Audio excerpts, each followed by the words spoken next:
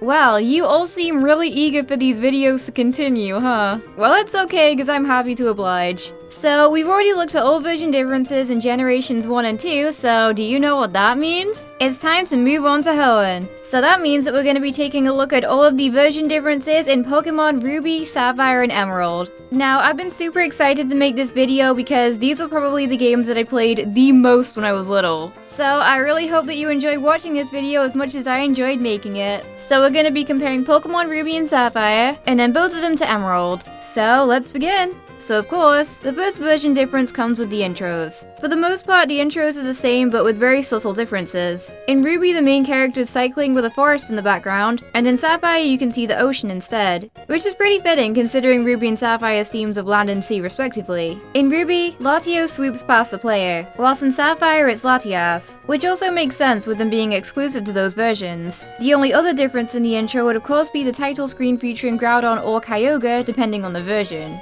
Ruby and Sapphire really aren't as heavy with version-exclusive Pokemon in comparison to previous games. But let's go through them. The Pokemon that are exclusive to Ruby would include the Seedot line, Mawile, Zangoose, Solrock, Groudon, and Latios. Whereas in Sapphire you get the Lotad line, Sableye, Seviper, Lunatone, Kyogre, and Latias. The Eon Duo are technically version exclusives, but you can acquire both of them in each game if you have an e-reader and the Eon ticket, so it's a little bit of a grey area. A strange couple would be Duskull and Shuppet. While they aren't exactly version exclusives, Duskull can be found in a few more routes and at higher encounter rates in Ruby, and the same is true for Shuppet and Sapphire. The same can also be said for Plusle and Minun. While these two can only be found on one route, Minun has a much higher encounter rate in Ruby, and Plusle has a much lower encounter rate, while the opposite is true in Sapphire. Another two Pokemon that see this treatment would include Volbeat and Illumise, with Illumise being more common in Ruby, and Volbeat being more common in Sapphire. And to my knowledge, the final pair would be Grimer and Kopping in Fiery Path,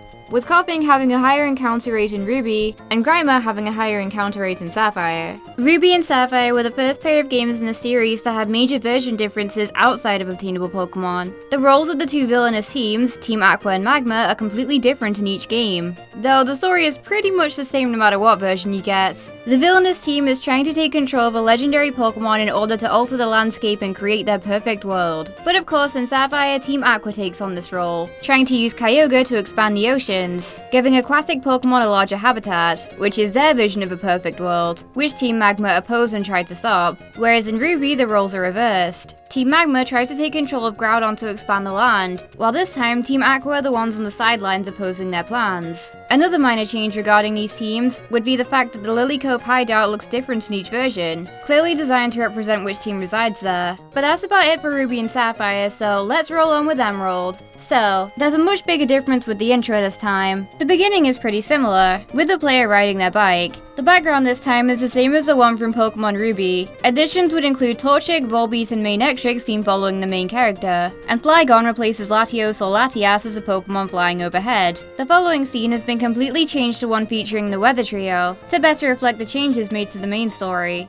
And of course, the title screen has been changed to feature Rayquaza, but is still in a similar style to Ruby and Sapphire's. But let's have a look at the changes that were made to obtainable Pokemon before you received the National Dex. Pokemon that were made unobtainable would include the Surskit and Meditite lines, as well as Roselia, Zangoose, and Lunatone. Interestingly, you can get both the Seedot and Lotad lines in Emerald, with them being placed like other pairs of Pokemon were in Ruby and Sapphire, with Lotad having a much higher encounter rate than Seedot. The same also goes for Mawile and Sableye, as they can now both be found in the same game, with Sableye being much more common than Mawile. Some Pokemon encounter slots aside from these have also been moved around too. An example of this would be Zigzagoon being removed from a ton of routes. Groudon and Kyogre are also now available in both games, being found in Terra and Marine caves respectively in the aftergame instead of in the Cave of Origin. Latios and Latias are no longer version exclusives, but you still only get one per game. The only difference being that you get a choice between the two. A huge change would be that once you complete the regional Pokedex, Professor Birch will let you have a Johto starter. There are actually more Johto Pokemon available after you get the National Dex, but we'll take a look at that once we get to new areas. As for graphical changes in Emerald, there's a lot to cover. For starters, we see the return of animated Pokemon sprites. All of the still sprites are the same as they were in Ruby and Sapphire though. The player characters were also redesigned, to feature a green colour scheme instead of red. This change can be seen in both the trainer and the overworld sprites. When the Weather and Reggie trios are encountered, this neat little animation showing their patterns is now shown.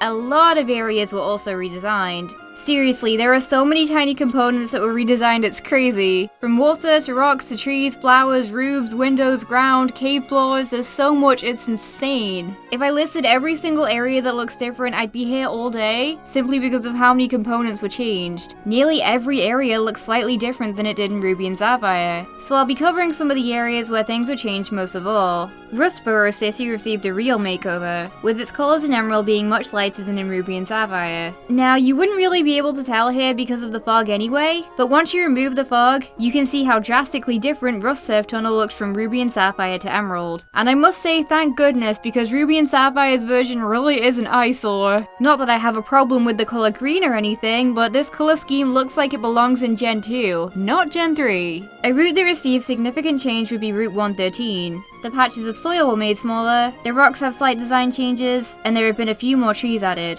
Route 117 also looks different, with the flower patches being a different color and made larger.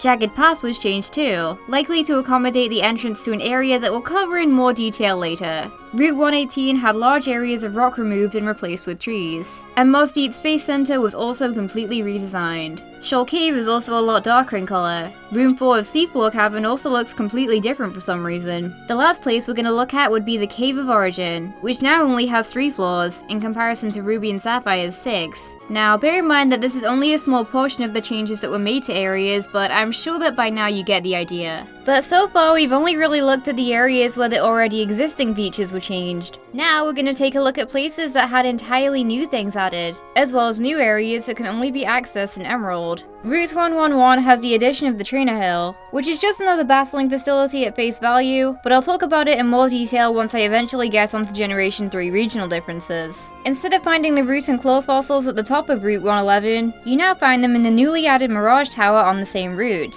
It's now possible to obtain both of these fossils, but you'll have to access the newly added Desert Underpass after getting the National Dex. This new area also has Wild Ditto, which can't be found in Ruby and Sapphire. At the end of the Desert Underpass, you'll find the fossil that you didn't pick up in Mirage Tower. Event-only locations were also added to Emerald, the first of which would be Birth Island through the Aurora ticket, which is where you can now find Deoxys, a Pokemon completely unavailable in Ruby and Sapphire. Deoxys takes on the speed form by default in Emerald, whereas in Ruby and Sapphire it takes on its normal form. Following on from Fire Red and Leaf Green, players of Emerald can now get the Mystic ticket at an event and access Naval Rock, which is where you can find Ho-Oh and Lugia. The final event-only location added to Emerald would be Faraway Island, the location of Mew, which can be accessed if you have the old sea map. Strangely enough, this event isn't actually in Fire Red and Leaf Green at all, though Emerald isn't much better, because even though it's technically in the game, the old sea map was never distributed in English versions at all, so Mew remained as elusive as ever.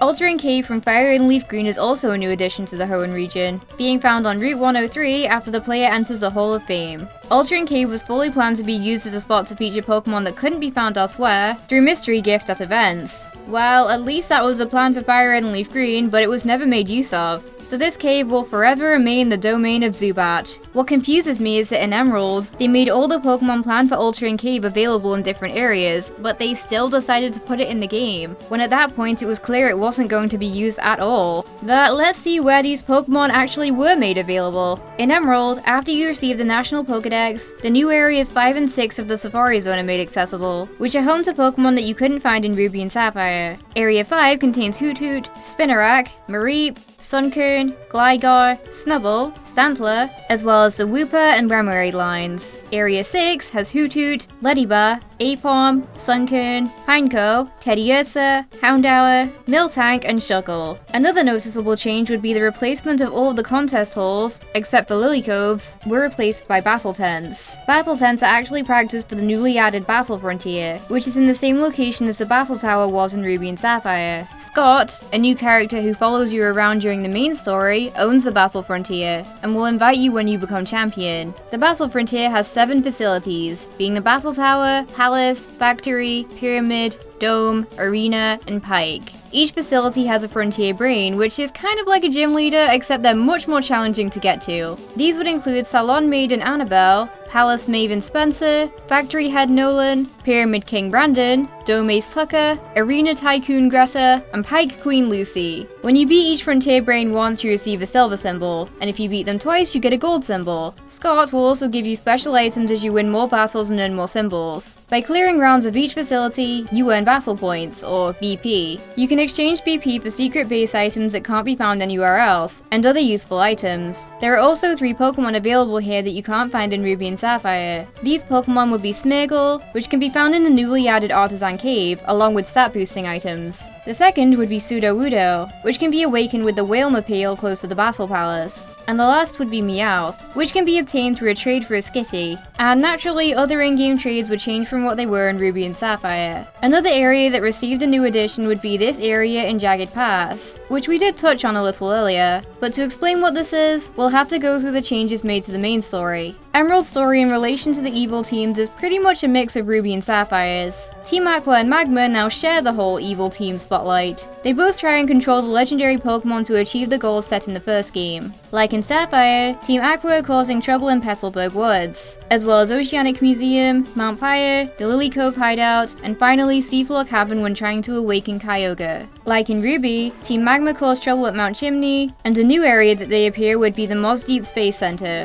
where they take over the building, and to stop them you have to team up with Steven. And their hideout was moved to a hidden cave on Jagged Pass, which is also now where Groudon is awakened. Once the legendary Pokemon are on the loose, a similar crisis happens to that of Ruby and Sapphire. The weather goes completely out of control, but this time it's worse, because Groudon and Kyogre have engaged in a huge battle in the center of Pseudopolis City. Gotta say, Kyogre kinda has the advantage here. Steven takes you to the Cave of Origin like in the originals, but instead of going in there to calm the legendary Pokemon, you go in there to seek the help of Wallace. After this, you end up going to Sky Pillar to awaken Rayquaza. The layout of Sky Pillar was actually changed to make it a lot easier, but it reverts back to what it was in Ruby and Sapphire later on. An awesome cutscene plays, and it's pretty much just Rayquaza telling Groudon and Kyogre to shut up. But hey, it works. It's actually possible to now go back to Sky Pillar and catch Rayquaza before challenging the Elite Four, with it still being at level 70 like in Ruby and Sapphire. The world is back to normal and you're free to challenge the 8th gym, except this time, Wallace is replaced by Juan as the gym leader. This was the only gym leader that was replaced, but the gym leaders of Hoenn also did receive major changes to their teams, and in some cases the layout of the gyms was completely redone. In Emerald, you can also rematch the gym leaders after receiving the National Dex, with their teams gradually changing each time you rematch them. As for the Elite Four, they had their teams changed too, and Wallace replaced Steven as the champion of Hoenn. But you may be wondering what happened to Steven. Well, after you enter the Hall of Fame, he can now be found in a new area of Meteor Falls, which now sports a grey colour instead of beige. Steven's team is the same as the one he used in Ruby and Sapphire, but at much higher levels. There were also lots of tiny changes made to the way some things work in Emerald. For example, a group of berries were changed so that they reduce the EVs on a Pokemon and increase its friendship, whereas before they were just plain old Pokeblock ingredients. Some abilities were also changed to have out-of-battle effects. Examples would include Static being changed to make encounters with electric types more common, and Magnet Pull being changed to make encounters with steel type Pokemon more common. The way the ability pickup works was also changed, with the items you can obtain now varying depending on the level of your Pokemon. Like Fire and Leaf Green, Emerald can make use of the wireless adapter. However, unlike Ruby and Sapphire, it's not compatible with the e-reader anymore. This is why the e-reader trainer house in Moss Deep City was changed to feature the mini-games Pokemon Jump and Dodrio Berry Picking instead. The option for Mystery Gift is added, and the party interface looks more similar to the one used in Fire and Leaf Green. The general font was also changed, which also more closely resembles the font used in Fire and Leaf Green too. The color of the summary screen also changed from purple to green. The bag interface is also changed, and all items now have bag sprites. Another really tiny change would be that the NPC that blocks your path in Little Root Town is now a boy instead of a girl. While Emerald fixed some bugs that were present in Ruby and Sapphire, as is the case with pretty much all sequels, there is one unfixable bug that only occurs in Pokemon Emerald and not Ruby and Sapphire. It may be a little bit confusing, and I'm not entirely convinced that I understand it amazingly well myself, but let's go with it. In Ruby and Sapphire, a pseudo-random number generator is used to determine what values are applied to any Pokemon you encounter. center. This includes stuff like natures, IVs, and whether or not the Pokemon is shiny. At any one instant, all these frames are just kind of flying around, and when you encounter a Pokemon, the frame that occurred at that moment is applied to the Pokemon. Normally these frames are arranged in a massive list that starts at a different point each time you start with the game, but with Emerald, it's broken, so the list always starts in the same place whenever you start up the game. This can lead to RNG clones, and is most commonly used to soft reset for shiny legendary Pokemon. There are just a few more little changes that we need to cover before wrapping up. Existing trainers had their teams changed, and a lot of new trainers were added to areas too. It's now also possible to get into random double battles with unrelated trainers, whereas before, double battles were reserved for trainers that always battled as a pair, such as couples or twins. Wally's team didn't change, but he's now battled at the beginning of Victory Road instead of at the end. An odd change would be that the Poochyena chasing Professor Birch at the beginning of the game is changed to a Zigzagoon. For some reason, the movers Machoke were also changed to Vigoroth too. A trio of new NPCs were added to the Lily Cove Pokemon Center. Only one will appear in each game, and which one appears is based on your trainer ID. There's the contest lady, who just takes Pokeblocks from you. That's it. She doesn't even give you anything in return. Rude. There's a favor lady who takes certain items from you and will give you vitamins in return, and the quiz lady will ask you questions and give out prizes if you answer correctly. In Emerald, the trainer's eyes feature is replaced by the match call option, which allows you to call trainers like you could in Generation 2. This edition also lets other people call you during the main story too. And for some bizarre reason, when unlocking the Regis in the sealed chamber, you now have to have Wailord and Relicanth in different positions in the party. The method used to open the individual doors to the Regis was also altered. But I think we're just about done. Those were what I believe to be all version differences in Pokemon Ruby, Sapphire, and Emerald. If you enjoyed this series and would like to see me do version differences between Pokemon Diamond, Pearl, and Platinum, then I'd appreciate it if you left a like on the video, because it gives me a good measure of how many people are actually interested. You all responded pretty well to my suggestion of eventually doing a regional differences series. I think that I'm going to start that after this series is finished, so it'll be a while, but it will be worth the wait. At least for Ruby, Sapphire, and Emerald, there's some pretty interesting stuff, like unreleased events, and crazy glitches to name a couple of examples. As for version differences,